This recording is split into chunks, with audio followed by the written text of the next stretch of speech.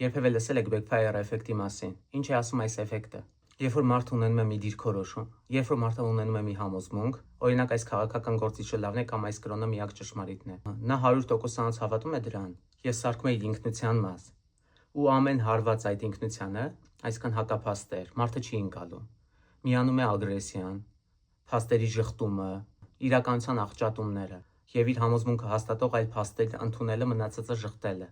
Ինչի մասին է այս երևույթը, որ մարդը ավելի շուտ իրականությունը կաղճատի, քան իրականությունը կընդունի, որովհետև իր էգոն խոցվում է, իր եսը, որովհետև խոցվում է իր պատկերացումները աշխարհի մասին։ Այսինքն անիմաստ է կռիվ անել, թե որ քաղաքական գործիչն է լավը, կամ որ կրոնն է ճիշտ կամ սխալ,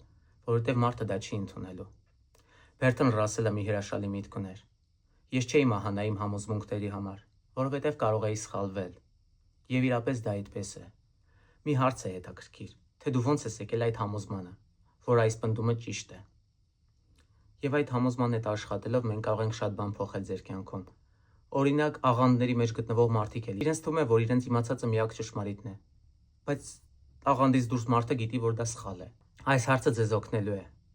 Ոնց եմ ես եկել այդ համոզմանը, իսկ կա արդյոք այլ փաստեր, հստակ ռացիոնալ փաստեր,